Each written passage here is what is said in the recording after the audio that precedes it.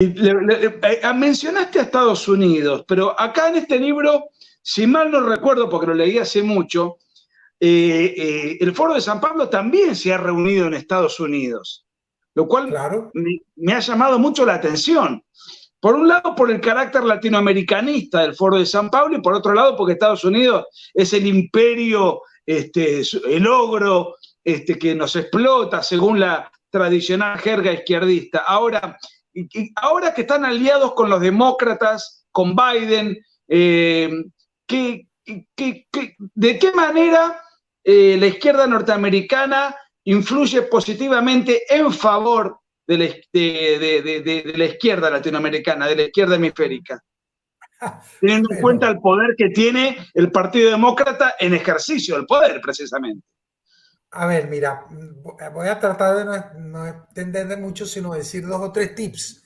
Uno, el Foro de Sao Paulo sí se reúne en los Estados Unidos. Ha tenido varias reuniones en la ciudad de Washington, nada menos que en Washington, en Nueva York. Te digo más, Nicolás, a las reuniones del Foro de Sao Paulo en Estados Unidos van voceros, miembros de Black Lives Matter. Es decir, hay un vínculo orgánico entre el Foro de Sao Paulo y los mismos que hicieron las protestas en Estados Unidos, Black Lives Matter. Muy importante. Bueno, el supremacismo racial negro. Sí.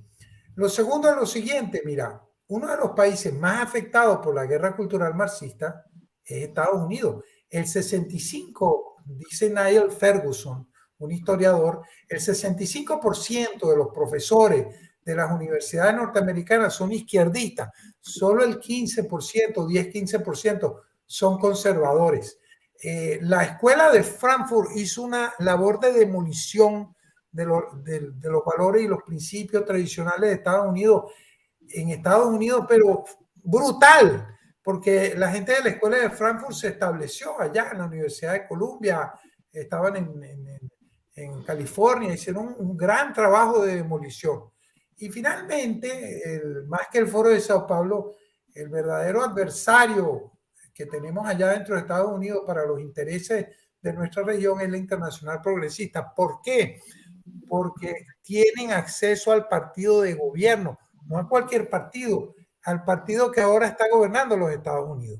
Entonces, en mi libro, próximo libro que ya lo daré a conocer, relato cómo en las elecciones que ganó supuestamente Pedro Castillo en Perú con fraude, quien determinó el cierre de la discusión sobre el asunto del fraude fue el vocero del Departamento de Estado, si no me equivoco se llamaba Ned Price. Estaba en plena discusión el tema del fraude electoral y el Departamento de Estado fue el que cerró la discusión reconociendo a Pedro Castillo como ganador. ¿Cómo fue eso? La Internacional Progresista llamó al Departamento de Estado y amenazaron diciendo, mira, si ustedes no reconocen a Pedro Castillo pronto, se va a producir un golpe de Estado. Porque como recordará, habían algunos militares, ex militares de los altos mandos peruanos, reclamando que tenía que haber transparencia electoral. Quiero decir con esto, querido Nicolás, que hoy en día el Foro de Sao Paulo tiene influencia directa en el gobierno norteamericano. No es poca cosa que el presidente de Colombia, Gustavo Petro, sea miembro de la directiva de la Internacional Progresista. Esto significa que él levanta el teléfono, habla con el senador Bernie Sanders todas las veces que quiera. Bernie Sanders es del partido de gobierno. Entonces, nosotros, los sectores democráticos, tenemos que tener también una articulación regional e internacional para enfrentar esta amenaza, porque ni siquiera la conocemos bien. Y yo creo que se puede. Yo creo que ellos tienen todas las de perder, eso lo podemos hablar ya pues, en los minutos finales, no sé cuánto tiempo nos quede, pero hay cosas que tenemos que hacer para defendernos de esta gente. Acá Info Guerra Santiago, que nos da un superchat, muchas gracias, dice, globalismo es internacionalismo, el nuevo hombre del marxismo y el Übermensch del nazismo involucionaron hacia el globalismo transhumanista. Saludos. Bueno, muchas gracias.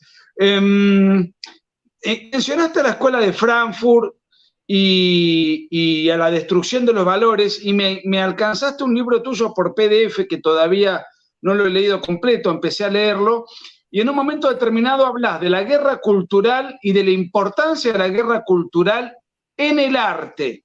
Es un tópico que muy rara vez se menciona. Y creo que haces una suerte de, marcas una antinomia entre el arte clásico y el arte posmoderno.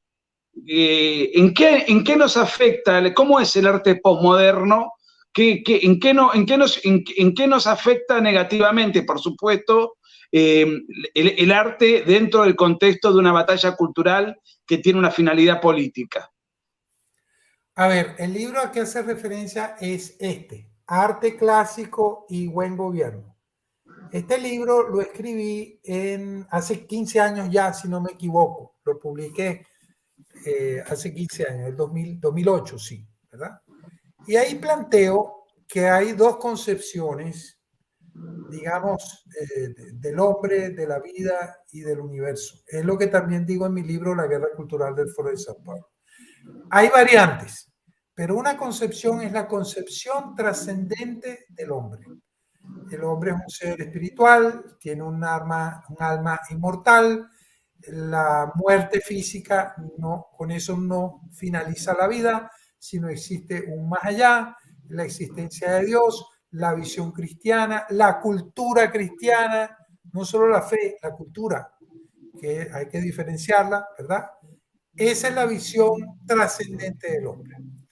Y la visión marxista, la visión postmodernista, la visión materialista, es la visión contraria. Lo contrario a trascendente es inmanente, la versión inmanentista. El hombre es un animal que cuando termina su vida física en este cuerpo, la vida termina, no hay un más allá. Esas dos concepciones generan una actuación totalmente diferente en la vida. Es muy distinto pensar que hay una vida eterna, pensar que la vida es finita y que se acaba cuando uno llega bien. Entonces, eso también el arte puede transmitir una de estas dos visiones. En el caso de este libro, Arte Clásico y Buen Gobierno, yo puse algunos ejemplos, hago algunos resúmenes, resumo allí obras de Shakespeare, de Schiller, obras musicales como el Requiem de Mozart, hago referencias a pinturas, a poesías, a obras de Cervantes, donde siempre está presente la visión trascendente del hombre, versus el materialismo, el posmodernismo, el nihilismo que caracteriza al marxismo cultural, que promueven justamente lo contrario. ¿Por qué tiene aplicación política? Porque estos señores del Foro de Sao Paulo, para poder mantenerse en el poder, tienen que degradar a las poblaciones. Hace 50 años jamás hubiesen votado por ellos, jamás les hubieran entregado el poder. Ellos hacen una labor, ojo, esto es muy, muy grave lo que estoy diciendo, es una labor consciente, deliberada, planificada, articulada, para demoler a los valores y los principios, para atacar a la familia. No ocurre espontáneamente. Entonces hay que dar la batalla también en el arte, en la poesía, en la música, en la pintura, en la literatura. Bueno, Laura Orieta también nos da un apoyo. Muchísimas gracias, Laura.